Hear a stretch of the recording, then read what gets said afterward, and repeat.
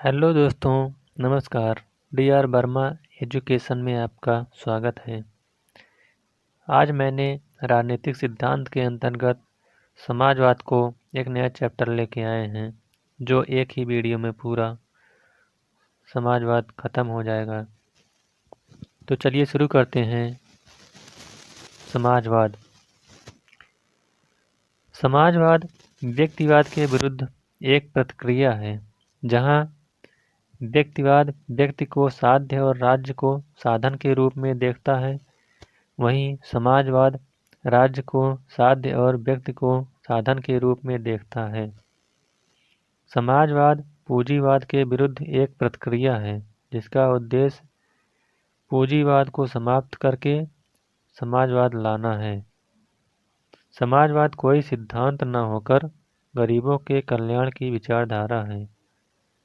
गरीबों के कल्याण का कोई निश्चित विचार नहीं है, इसलिए समाजवाद का कोई निश्चित रूप नहीं है। समाजवाद अनेक रूपों में फला फूला, जैसे कि C.E.M. जॉर्ज ने लिखा है कि समाजवाद एक ऐसे टोप की भांति है जिसे हर व्यक्ति आसानी के साथ पहन लेता है। रैमजे मेयर के अनुसार समाजवाद एक ऐसे गिरगिट की भांति है जो अपना रंग बदलता रहता है। ये दोनों ही कोटेशन जो दिए गए हैं अति महत्वपूर्ण हैं। समाजवाद आर्थिक क्षेत्र में राष्ट्रीयकरण का, सामाजिक क्षेत्र में समानता व धर्मनिरपेक्ष का और राजनीतिक क्षेत्र में लोकतंत्र का हिमायती है। समाजवाद निम्नलिखित दो रूपों में विकसित हुआ। नंबर 1, क्रांतिकारी समाजवाद। इसे मार्क्सवाद के नाम से भी जानते हैं। यह पूंजीवाद को क्रांतिकारी और हिंसक तरीके से एकाएक समाप्त करके समाजवाद लाना चाहता है। नंबर 2, विकासात्मक समाजवाद। यह क्रांतिकारी समाजवाद का विरोधी है। यद्यपि यह भी पूंजीवाद का विरोधी है, लेकिन पूंजीवाद को समाप्त करने के क्रांतिकारी और हिंसात्मक तरीके का विरोध करता है। यह कहता है कि पूंजीवाद से समाजवाद लाने के लिए संवैधानिक एवं शांतिपूर्ण तरीके या लोकतांत्रिक तरीके का प्रयोग किया जाए, और पूंजीवाद से समाजवाद शनैः शनैः यानी धीरे धीरे लाया जाए। विकासात्मक समाजवाद कई रूपों में विकसित हुआ, जैसे संशोधनवाद, जर्मन सामाजिक लोकतंत्र, फेबियनवाद और लोकतांत्रिक समाजवाद आदि। क्रांतिकारी समाजवाद। मार्क्सवाद उदारवाद का प्रतिवाद है। मार्क्सवाद वैज्ञानिक पद्धति व ऐतिहासिक पद्धति को महत्व देता है।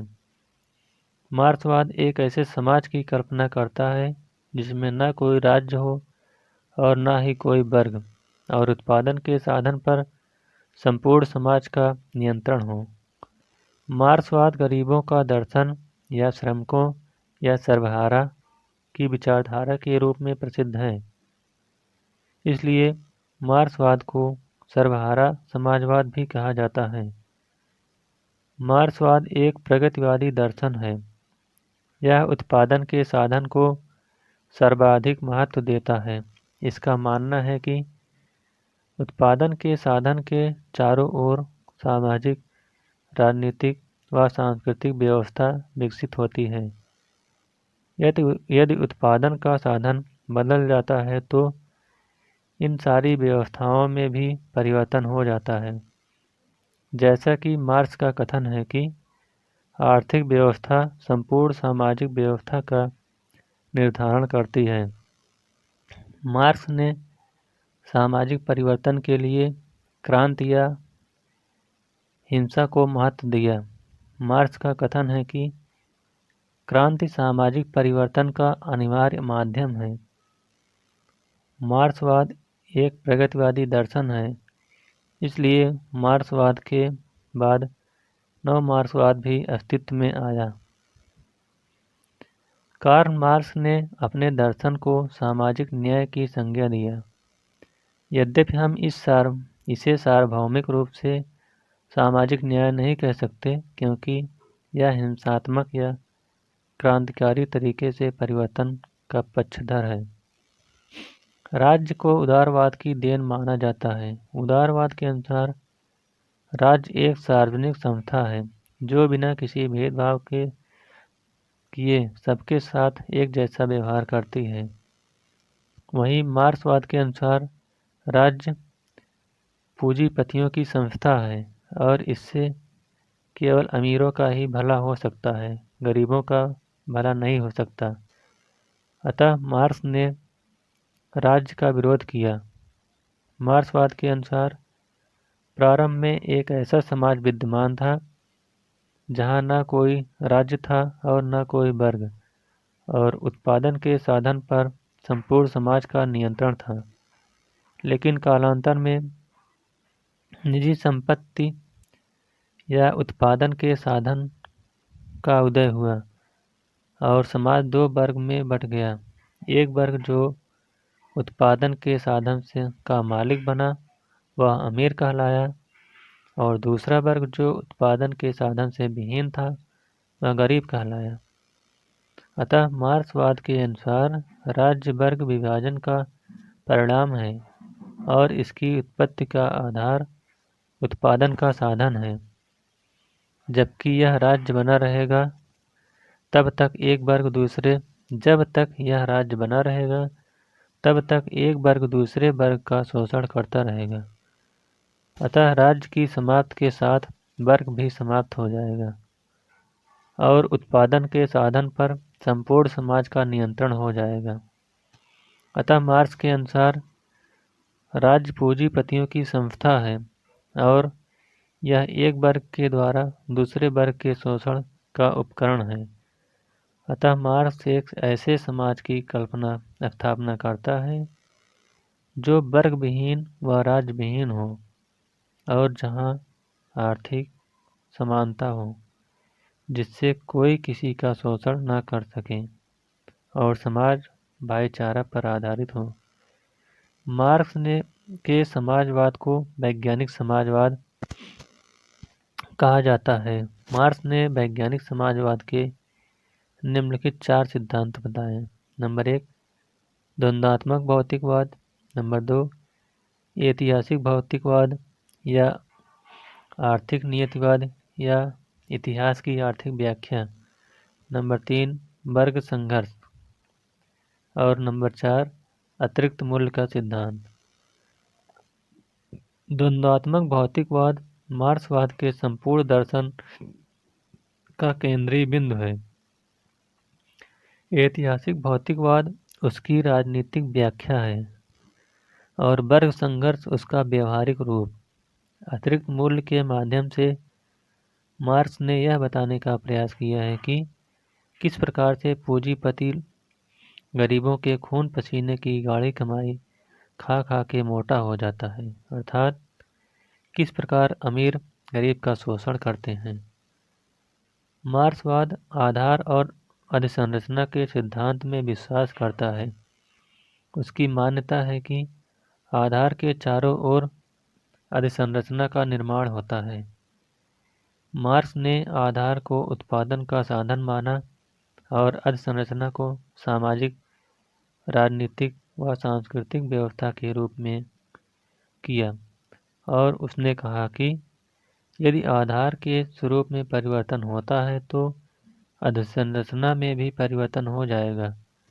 किसी भी देश की सामाजिक, राजनीतिक व सांस्कृतिक व्यवस्था उसके उत्पादन के साधन पर निर्भर करती है और उत्पादन के साधन के बदलने से समाज का स्वरूप भी बदल जाता है। जब उत्पादन हाथ की चक्की से होता है तो सामंतवाद अस्तित्व में आता है, और जब उत्पादन भाप की चक्की से होता है तो पूंजीवाद अस्तित्व में आता है।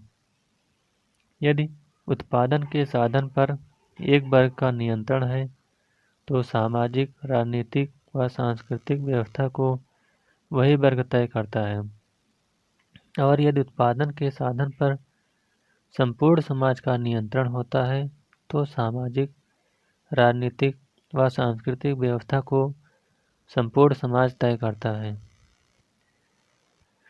मार्क्स का कथन है कि जब उत्पादन के साधन पर संपूर्ण समाज का नियंत्रण हो जाता है तो समाज वर्ग विहीन व राज्य विहीन हो जाता है, आर्थिक समानता आ जाती है। यहाँ मार्क्स का प्रसिद्ध कथन है, राज्य अंततः समाज में बदल जाता है। कार्ल पॉपर का प्रसिद्ध कथन है, मार्क्सवाद एक अवैध एवं विद्रोही संतान है। लॉर्ड एक्टन के अनुसार मार्क्सवाद अपने युग का एक भ्रम है। कार्ल मार्क्स ने जड़ वस्तुओं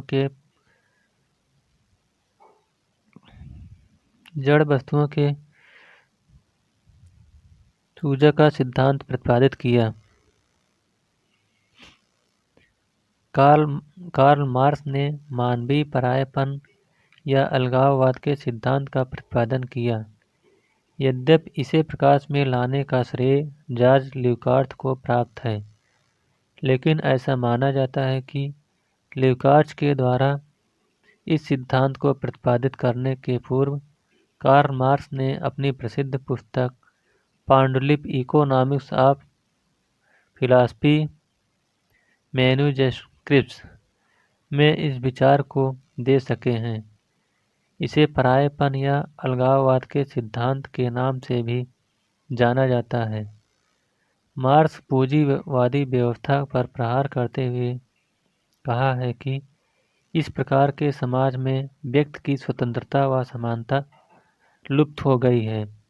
उन्होंने निम्नलिखित 4 स्तर पर यह बात कही। नंबर 1, लोग समाज से कट गए हैं। नंबर 2, मनुष्य परिवार से कट गया है। नंबर 3, मनुष्य पर्यावरण से कट गया है। और नंबर 4, मनुष्य अपने आप से कट गया है। मार्क्स की मान्यता है कि पूंजीवादी व्यवस्था में अकेलापन है, यहाँ स्वतंत्रता लुप्त हो गई है। अतः जब तक साम्यवादी समाज की स्थापना नहीं हो जाती, तब तक यह परायापन समाप्त नहीं हो सकता। तो इस प्रकार से समाजवाद का ये चैप्टर पूरा होता हुआ। अगर ये वीडियो आपको अच्छा लगे तो वीडियो को लाइक और चैनल को सब्सक्राइब ज़रूर करिएगा। Thank you.